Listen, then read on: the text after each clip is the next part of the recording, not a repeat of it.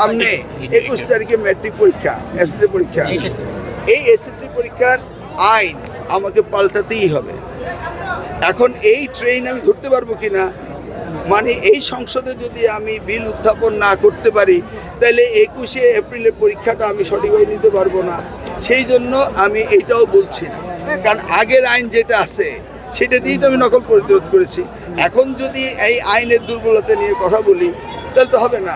অতএব আমি এই এসএসসি পরীক্ষার পাবলিক পরীক্ষা এক্সামিনেশন অ্যাক্ট 1980 যেটা শহীদ রাষ্ট্রপতি জিয়াউর রহমান করেছিলেন, সেই পাবলিক পরীক্ষা অ্যাক্ট 1980-কে পরিবর্তন আনার চেষ্টা করছি।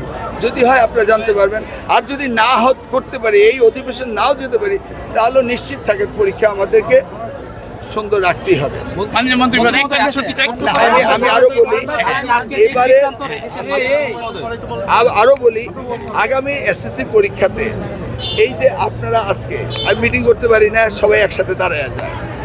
আগামীতে আমি চিন্তা করতেছিলাম যে যেহেতু মোবাইল টেলিফোন আমি কোনো এক্সামিনার কাউকে দিব না, কিন্তু আমার তো পরিদর্শক হিসেবে আমি তো মনে করতেছিলাম যে সাংবাদিকদেরকে ব্যবস্থা করতে হবে। কিন্তু আপনারা যদি একত্রে 20 জন ঢুকেন তাহলে তো এটা নিয়েও আমার চিন্তা করতে হবে। কথা বুঝতে পেরেছেন? এই জন্য সকলে ডিসিপ্লিন দরকার। আপনারা কোচুয়া হচ্ছে মডেল।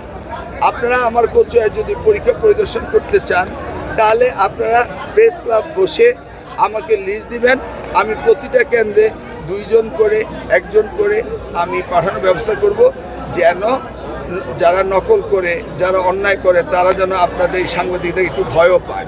কিন্তু একসাথে যদি 15 জন এক জায়গায় ঢুকে হবে, এগুলি আপনাদের চিন্তা করতে হবে।